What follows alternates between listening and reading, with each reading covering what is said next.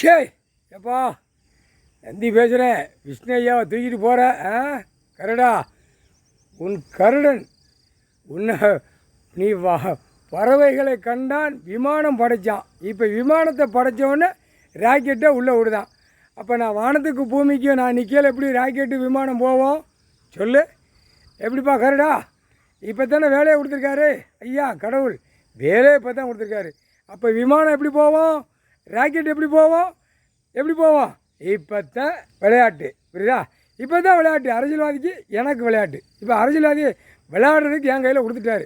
விளையாடுறா, நீ தான் விளையாட முடியும், நீ தான் இதை செய்ய முடியும், வேறு யாரால முடியாது.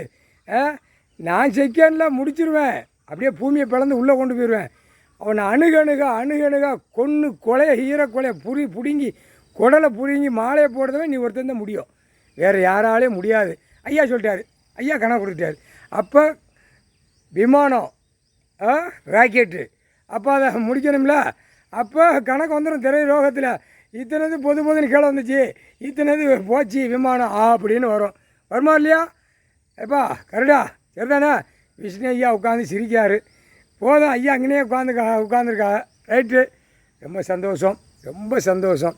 விஷ்ணு, பிரம்மா, சிவன் அண்ணன் தம்பி 3 பேர் ஒரே கொடியில் பிறந்த பூமியில் இப்போ தான் பூமியில் நிற்காக. 3 விளையாட்டு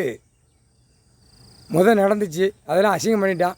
இப்போ எங்கள் அண்ணன் ஈஸ்வரன் பூமியில் இறங்கி விளையாட்டு ஆரம்பிச்சிட்டாரு. நான் அடிக்கிற வேலை இதுதான். எப்பா எல்லா வியாபாரமும் சோழி முடிச்சிருவோம்ப்பா. உங்கள் எல்லா 2ஆம் நம்பர்லாம் சோழி முடிச்சிடுவோம். கரண்ட்டை கொடுக்கணும்ல. உனக்கு சாப்பாட்டு உணவு உன் வாகனம் பறக்குது பூரா அடித்து சாப்பிடுதான், இறை கிடைக்காமல் தத்தளிக்க விடுதான், பூரா கருது வீச்சுகளை பூரா கரண்டுகளை நிறைய இறக்குதான்.